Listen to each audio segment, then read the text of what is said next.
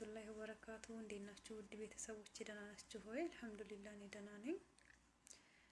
ረመዳን እንዴት ይዟችኋል አሪፍ ነው አልহামዱሊላህ እኔ ጋር አሪፍ ነው እየተጠቀማችሁበት እንደሆነ ባለሙሉ ተስፋ ነኝ ኢንሻአላህ አብሽሩ ጠንክሩ ተጠቀሙበት ደግሞ እሺ ዛሬ ምን አጋጠመኝ መሰላችሁ ማለት እንዳስታውሳችሁ ፈልጌ ነው ላስታውሳችሁ ፈልጌ ነው ይሄን ቪዲዮ ምቀርጽላችሁ ያው ሰምታችሁ የምትጠቀሙበት ያደርጋችሁ ኢንሻአላህ ምን ተፈጠረ መሰላችሁ ዛሬ በጣም ነበር ስራ የበዛብኝ በጣም ማለት ነው በቃ ረመዳን ላይ ለሴቶች ብዙ ሰዓት በቃ ብዙ ጊዜ ስራ ይበዛል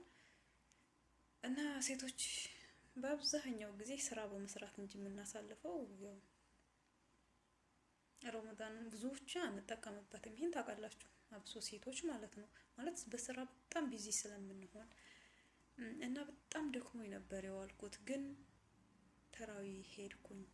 ተራዊ ሰላት ሄጄ አሁን እየመጣሁኝ ነውና ምን አስተዋልኩ መሰላችሁ ማለት እንደዚህ ደክሞኝ ተራዊ መሄድ አልነበረብኝም ሲጀመር ማለት የሱና ሰላት ነው ለሴቶች ለሌሎች አላቀም እና ግን አላህን ማመስገን ፈልጌ ናርስ መስጂድ ውስጥ ስትገቡ ሁሉን ነገር ረስታችሁ ወደ አላህ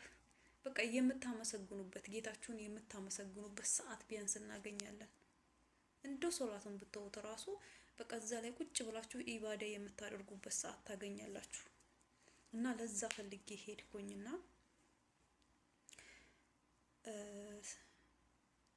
እንደዚህ ተቆሞ ዱዓ የሚደረግበት ፓርት አለ አይደለ እሱ ላይ በጣም ኢማሙ ዱዓውና በዛና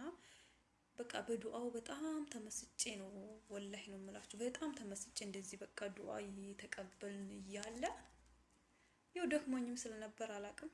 በጣም በቃ ልቤ ሸርተት አለ በቃ በጣም ደከመኝ ግን ደግሞ መረታት አልፈለኩም ያው የኛ ጌታ ለሁሉም መፍትሄ ሰጥቷል ታውቃላችሁ ካልቻልኩኝ መቀመጥ እችል ነበር ግን መረታት አልፈለኩም ነበርና